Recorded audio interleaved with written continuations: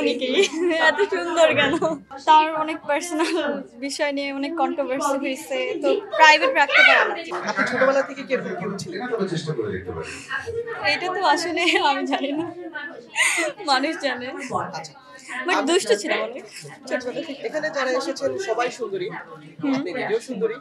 যদি ১০০ নাম্বার দেওয়া হয় আপনাকে, আপনি নিজেকে ১০০ তে কত নাম্বার দিবেন সৌন্দর্যে? একসাথে একসাথে দিব, কারণ আমার মনও অনেক সুন্দর। মন থেকে আমি অনেক সুন্দর। সো আচ্ছা, দেশের কোন নায়িকাকে আপনার খুব জেলাস ফিল হয়? পরিমণিকেই। এত সুন্দর কেন? পরিমণিকে কেন জেলাস লাগে আপনার? কেন হিংসা হয়? আপু অনেক সুন্দর, এত সুন্দর হওয়া উচিত না। আচ্ছা, পরিমণি আর আপনার মধ্যে কে বেশি সুন্দর? অবশ্যই পরিমণি আপু। কেন? আপনিও তো অনেক সুন্দর, তাহলে কেন মনে হলো পরি আপু না, আপনার দিক থেকে উনি এদিকে এগিয়ে আছে? উনি অনেক বেশি সুন্দর। ওনার সাথে আমার তুলনা করাই উচিত না। আচ্ছা, পরিমণির অভিনয় কেমন লাগে? হ্যাঁ, অভিনয় আছে মোটামুটি। আমি পার্সোনালি তাকে পছন্দ করি। ওর খুব একটা দেখা হয় না। আচ্ছা, পরিমণিকে আপনার খুব ভালো লাগে, শরীফুল রাজকে কেমন লাগে? একটুও ভালো লাগে না। কাকে ভালো লাগে না? বাংলাদেশি নায়কদের মধ্যে ভালো লাগতো সালমান শাহকে। তো উনি তো আর বেঁচে নেই বর্তমানে, কাউকে খুব একটা ভালো লাগে না।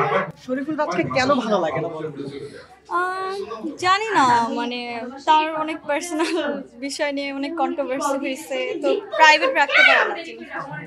আসলে সিনেমা খুব একটা দেখা হয় না। আচ্ছা, যদি সিনেমা দেখাই না হয়, এখান থেকে যদি আপনি জয়ী হন, আপনার তো নাটকের অফার আসবে, সিনেমার অফার আসবে, সেগুলো কি করার ইচ্ছা আছে নাকি নেই? হ্যাঁ, অবশ্যই যদি কাজ হয় অবশ্যই কাজ করে যাব ইনশাল্লাহ। জাস্ট ঘুম থেকে উঠি, ফেস ওয়াশ দিয়ে মুখটা ধুই, সানস্ক্রিন দিয়ে, এ পর্যন্ত, এর বেশি আর কোনো কিছুই না। তো সব মিলায়া হচ্ছে আপনার 5 মিনিট। 5 মিনিট।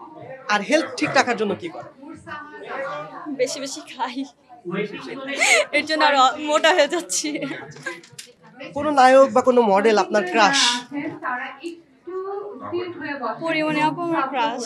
আর আর বাংলাদেশ আর কাউকে ভালো লাগে না।